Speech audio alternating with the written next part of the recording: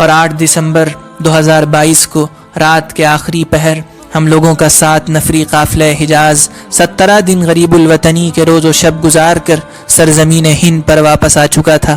یہ سب نگاہیں پہلی مرتبہ نبی صلی اللہ علیہ وسلم کی مسجد کا دیدار کر رہی تھیں۔ جب نظروں نے پہلی بار اس شہر کے گلی کوچوں، محلوں، مسجدوں اور در و دیوار کو اپنے نرغے میں لیا تھا، جب یہ جبین نیاز 2 دہائیوں میں پہلی بار حجرہ عائشہ اور منبر رسول کے درمیان سجدہ ریز ہوئی تھی، بڑی سعادت، بڑی خوش نصیبی اور بختاوری ہے کہ حجاز کے مدینۃ الرسول میں واقع اس قطع بہشتی میں جانا نصیب ہوا۔ کھجوروں کی تجارت اس شہر میں عروج پر ہے، مختلف الاقسام کھجوریں یہاں دستیاب ہیں، لذیذ عربی کھانے بھی ہوٹلوں پر ہمہ وقت تیار رہتے ہیں اور پھلوں کے تازہ رس جا بجا میسر ہیں۔ عمدہ لباس، بہترین جبے، رنگ برنگی ٹوپیاں اور قیمتی اور نایاب قسم کے عطر توافر کے ساتھ وہاں فروخت ہوتے ہیں۔ اس کے بارے میں بلا کسی مبالغے اور مجازی کنایوں کے صراحتاً یہ بات کہی جا سکتی ہے، اگر برروئے زمیں فردوس است ہمین استو ہمین استو ہمین است۔ ہم لوگ کھجور کے ایک باغ میں بھی گئے تھے جس کی نسبت حضرت عثمان رضی اللہ عنہ کی طرف ہے۔ اس باغ کے درمیان میں کھجور کی منڈی ہے۔ بسم اللہ الرحمن الرحیم۔ حجاز مقدس کے 2 ہفتے، روداد سفر بقلم احسن ریحان، قسط نمبر 12۔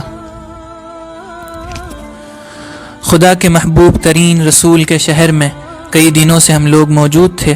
نبی کی مسجد میں جس کی بنیاد تقوی پر رکھی گئی، وہاں نمازیں پڑھتے تھے۔ یہاں کی ایک نماز کا ثواب 50,000 نمازوں کے برابر ہے۔ اللہ تعالیٰ نے اس شہر کی فضا میں بیماروں کی شفا رکھی ہے۔ یہاں کی خاک لا علاج مرضوں کی دوا قرار پائی ہے۔ یہاں کی کسی بھی شے کی برائی نبی کی ناراضگی کا باعث ہے۔ مکہ کے حق میں اگر خلیل اللہ نے دعا کی تھی تو یاد رکھیں، مدینے کے حق میں حبیب خدا امام الانبیاء اور خاتم الرسل نے دعائیں کی تھیں۔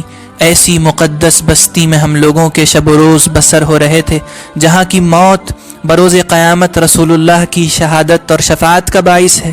لیکن اب ہم لوگوں کو قدرت اس شہر سے دور کرنے والی تھی۔ ہماری تقدیریں ہمیں واپس اپنے وطنوں اور ہم وطنوں میں لے جا رہی تھیں۔ ہر طلوع ہونے والا سورج ہماری زندگیوں کے سنہرے دنوں کو گھٹا رہا تھا۔ آج دسمبر کی 5ویں تاریخ کا سورج نکلا تو ہم لوگ اس کی روشنی میں مسجد نبوی کے جنوبی راستوں میں پھرنے لگے۔ خدا تعالیٰ نے مدینے کے بازاروں اور شاہراہوں کی قسمت میں مادی رونقیں بھی خوب رکھی ہیں۔ انسانوں نے ہر وہ کچھ اس شہر میں لا کر جمع کر دیا ہے جس کی خواہش کی جا سکتی ہے۔ مدینے کے بازار قابل دید ہیں، وہاں کی دکانیں تجارتی ساز و سامان سے لدی ہوئی ہیں۔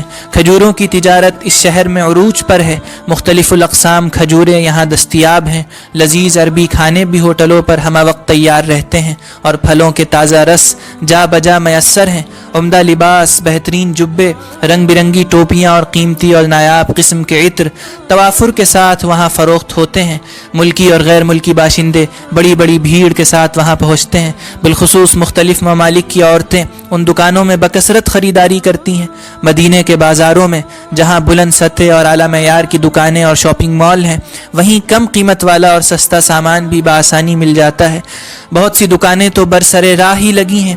کچھ تاجر اپنی اپنی گاڑیوں میں مال بھر کے لاتے ہیں اور سڑک کے کنارے روک کر اسی گاڑی کو باقاعدہ بطور تجارت گاہ استعمال کر لیتے ہیں۔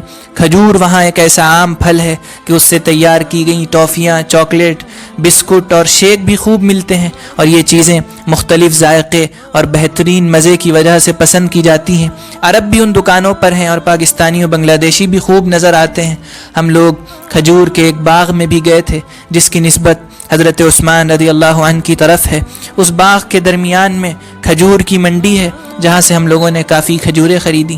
اگلے روز جب رات کی گردش نے دن کی روشنی سلب کر لی اور مدینہ منورہ قدرتی روشنیوں کے بجائے مادی صنعتوں سے روشن ہوا تو ہم لوگ نیم شب مسجد نبوی کی طرف چل دیے۔ ہم ٹور کے 19 لوگ تھے جو باہم روبہ حرم تھے اور ریاض الجنہ کی کیفیتوں اور فضیلتوں سے بہرور ہونے کے متمنی تھے۔ حکومت سعودی کی جانب سے وضع کردہ مخصوص مراحل کو عبور کرتے ہوئے آج کی رات روضۃ الجنہ میں جا رہے تھے۔ یہ 22 میٹر لمبی اور 15 میٹر چوڑی ایک جگہ ہے جس کا نام روضۃ الجنہ ہے، البتہ ریاض الجنہ کے نام سے مشہور ہے۔ اس کے بارے میں بلا کسی مبالغے اور مجازی کنایوں کے صراحتاً یہ بات کہی جا سکتی ہے، اگر برروئے زمیں فردوس است ہمین استو ہمین استو ہمین است۔ نبی اکرم صلی اللہ علیہ وسلم کا ارشاد اس خطہ زمین کو جنت کا ٹکڑا قرار دیتا ہے۔ ارشاد نبوی ہے، ما بین بیتی و منبری روضۃ من ریاض الجنہ۔ اس کرہ ارضی کا یہ معظم و متبرک خطہ بروز حشر یوں ہی جنت کی طرف اٹھا لیا جائے گا۔ بڑی سعادت، بڑی خوش نصیبی اور بختاوری ہے کہ حجاز کے مدینۃ الرسول میں واقع اس قطع بہشتی میں جانا نصیب ہوا۔ 15 منٹ ہم لوگوں نے باہر انتظار کیا، پھر اندر گئے اور جنت کے اس باغ میں پہنچ کر حسب توفیق بندگان خدا نے بندگی کے سجدے کیے، خدا کی الوہیت و مالکیت کے نغمے پڑھے اور خدائی عطیوں کے مطالبے پر وہ لمحات صرف کیے جو ساری حیات کے افضل و اکمل اور احسن و اطہر لمحات تھے۔ شاید یہ گھڑیاں جو بہشت ارضی میں گزری ذہن کی سلوٹوں سے کبھی محو نہیں ہو سکتی۔ ہم لوگوں کے علاوہ بھی یہاں کافی لوگ تھے، ہر ایک اس طرح اپنے خالق و مالک کے حضور گریہ کنا تھا جیسے زندگی کی انتہائی گھڑیاں ہوں۔ ہر شخص محویت اور فنائیت کی انتہا کو پہنچا ہوا تھا۔ کچھ دیر بعد وہاں موجود کارندگان نے ہمیں باہر کا راستہ دکھا دیا۔ باہر آ کے گنبد خضرا کے روبرو چند گھنٹے گزار دیے، پھر رات کے آخری پہر ہوٹل کے لیے چل دیے۔ اس وقت رات کے 2 بج رہے ہیں، اتنا سناٹا ہم نے کبھی نہیں دیکھا اس مسجد میں۔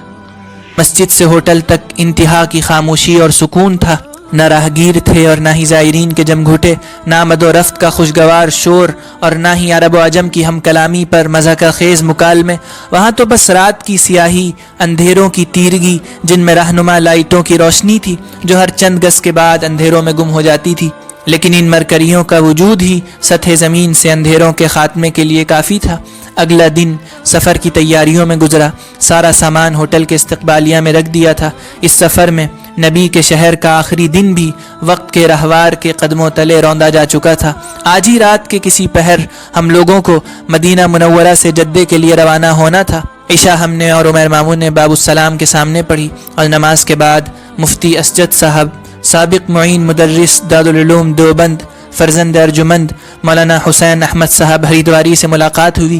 مسجد نبوی کے احاطے میں ملاقات میرے لیے ایک عظیم بخشش الہی اور انعام ربانی کی حیثیت رکھتی ہے کہ مفتی صاحب کا ساتھ مسجد نبوی کے گرد ان مقامات کی زیارت کا سبب بنا جو کسی بھی متعلم سیرت رسول کے لیے بڑی خوش اقبالی اور سعادت مندی ہے۔ ہم لوگ کاشانہ نبوی پر تسلیمات بہم پہنچا کر اس مقام پر آئے جہاں حضرت ابو ایوب انصاری کا بانصیب گھر تھا۔ اس کے بعد سقیفہ بنو ساعدہ کی طرف گئے جہاں وفات نبوی کے بعد انصار جمع ہوئے تھے اور خلافت کے متعلق چہمی گوئیاں شروع ہو گئی تھیں۔ آج وہاں ایک باغ ہے، اس وقت اس کا دروازہ بند تھا۔ یہاں سے نکل کر ہم لوگ کچھ دور پہ واقع مسجد عنبریہ آ گئے اور یہ راستہ ہے اس کا، یہ سیدھا جا رہا ہے مسجد نبوی۔ یہ مسجد غمامہ نظر آ رہی ہے، جو یہ ہے مسجد غمامہ۔ اب مسجد غمامہ سے سیدھے ادھر آئے ہم لوگ۔ یہ بھی غالباً ترکوں کی تعمیر کردہ ایک دلکش اور مختصر سی مسجد تھی۔ یہ زیارتیں مفتی اسجد صاحب کی رہنمائی میں کی تھیں۔ مفتی صاحب کو وہابی طور پہ جمال ظاہری کے ساتھ حسن کلام اور شگفتگی طبع سے بھی خوب نوازا گیا ہے۔ خوش اخلاق اور ملنسار طبیعت کے مالک ہیں، نیز اپنی شخصیت میں اتالیقی جوہر پارے بھی سمیٹے ہوئے ہیں۔ چنانچہ انہوں نے مقامات کی تاریخی حیثیت انتہائی دلچسپ انداز میں ہم لوگوں کو سمجھائی جس کے بغیر زیارتیں بے معنی تھیں۔ اب ہم لوگ ہوٹل پہنچ چکے تھے، تمام معتمرین بس کے انتظار میں ریسپشن میں بیٹھے تھے۔ ہم مولانا سالم صاحب کے ہمراہ ایک اور مرتبہ روضہ رسول پر حاضر ہوئے۔ یہ مدینۃ الرسول سے وقت رخصت تھا۔ وقت نے کائنات میں عجب بساط بچھائی ہے، گویائی اس کے نقش و نگار بتانے سے عاجز ہے اور بینائی اس کے دیدار سے قاصر۔ وقت کے کھیل کا انداز نرالا ہے، اس کے مہروں کا کوئی رنگ نہیں، ان کی کوئی شکل نہیں اور اس کا کوئی حریف نہیں۔ وہ خود ہی اپنا مقابل ہے اور اس کی غیر مری انگلیاں کائنات کی بساط کو حرکت میں لاتی ہیں۔ اب جب کہ اس مسجد سے رخصت ہو رہے تھے تو یادیں حلقہ باندھتی ہیں کہ ہم تمہیں یوں نہیں جانے دیں گے، ہماری زنجیر زنی دیکھو، ہمارے وجود سے رشتہ لہو دیکھو۔ ہم مسجد نبوی، گنبد خضرا، ریاض الجنہ، حجرات نبوی اور خود نبی اور یاران نبی سے قدم بقدم دور ہو رہے تھے اور مسجد کے بیرونی دروازے کی طرف چل رہے تھے۔ تب اس بستی میں گزرے ہوئے 8 دن برق رفتاری سے میرے سامنے آ کھڑے ہوتے ہیں، جب ہم لوگوں کی بس مہاجرین کی جائے پناہ انصار کی بستی میں داخل ہو رہی تھی، جب نگاہیں پہلی مرتبہ نبی صلی اللہ علیہ وسلم کی مسجد کا دیدار کر رہی تھیں، جب نظروں نے پہلی بار اس شہر کے گلی کوچوں، محلوں، مسجدوں اور در و دیوار کو اپنے نرغے میں لیا تھا، جب یہ جبین نیاز 2 دہائیوں میں پہلی بار حجرہ عائشہ اور منبر رسول کے درمیان سجدہ ریز ہوئی تھی۔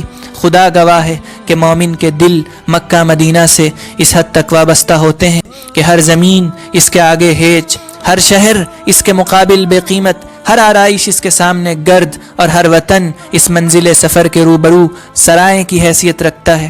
جب ہم ہوٹل پہنچے تو بس آ چکی تھی، کچھ ہی دیر میں بس چلنے والی تھی۔ ساری تیاریاں مکمل کرنے کے بعد جب ہوٹل کے باہر ٹہل رہے تھے تو ایک گاڑی میرے برابر میں آ کر رک گئی، جس کے دروازے پر وزارت الحج والعمرہ لکھا تھا۔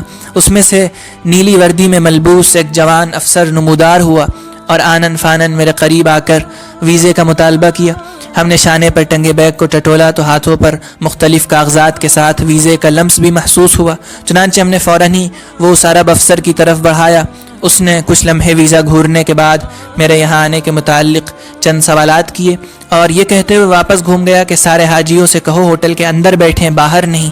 دراصل ہم لوگوں کے ٹور کے کچھ لوگ جن کا تذکرہ پہلے بھی ہو چکا ہے، انہوں نے سفر شروع ہونے کے انتظار میں ہوٹل کے باہر فٹ پاتھ پر ہی اپنا پڑاؤ ڈال دیا تھا، جو ظاہر ہے کہ شاہراہ کے نظام میں مخل تھا۔ خیر، وہ عرب افسر گاڑی میں بیٹھ کر اسی طرح واپس چلا گیا۔ جب رات کے 1 بج رہے تھے تب ہم لوگ بس میں بیٹھے مدینے کے راستوں پر حسرت بھری نگاہیں ڈال رہے تھے۔ بس کی رفتار بتدریج بڑھتی جا رہی تھی اور آن کی آن میں بس مدینے کی خوبصورت پرکیف اور شفا بخش فضاؤں سے نکل کر ہائی وے پر آ گئی۔ یہ شہر تو دل و جان کی راحت اور روح کی طمانینت تھا، لیکن اب ہم لوگ جدے کی سمت رواں دواں تھے۔ راستہ دلکش تھا۔ رات کے آخری پہر میں جگمگاتی سڑکوں پر بے شمار گاڑیوں کے درمیان بس کافی تیز رفتاری کے ساتھ روبہ منزل تھی۔ جب رات کی تیرگی نے دم توڑا اور فجر کا وقت ہوا تو ایک مسجد پر بس رکی، سب نے احمد بھائی کی امامت میں نماز پڑھی اور دوبارہ ہم لوگ جدے کے جواری راستوں پہ چلنے لگے۔ اب آفتاب کی سنہری دھوپ نے سارے مناظر اجاگر کر دیے تھے، سب کی نیندیں ٹوٹ چکی تھیں اور تمام مسافرین کو بس ڈرائیور نے ایک ہوٹل پہ چھوڑ دیا۔ یہ ہوٹل جدہ ایئرپورٹ کے بالکل قریب ہی تھا۔ یہاں ناشتہ کر کے ہم لوگ ایئرپورٹ پہ آ گئے۔ یہاں عباد بھائی کے خسر محترم جناب نصرت علی اور ان کے بیٹے سعد بھائی سے ملاقات ہوئی۔ یہاں سے عباد بھائی کا کچھ سامان ہم لوگوں کو ہندوستان لانا تھا۔ ہم سب نے ہر پاسپورٹ پر ایک زمزم کی بوتل خریدی اور کسٹم پہ آ گئے، جہاں لمبی لمبی قطاریں لگی تھیں۔ سوئے قسمت اس قطار میں ہم لوگ انہی لوگوں کے پیچھے تھے جو بغیر لیمینیشن کے بیگ، عدد اور وزن کا لحاظ کیے بغیر سامان اور بھرپور خریداری لیے کسٹم آفیسر کے سامنے پہنچ گئے تھے۔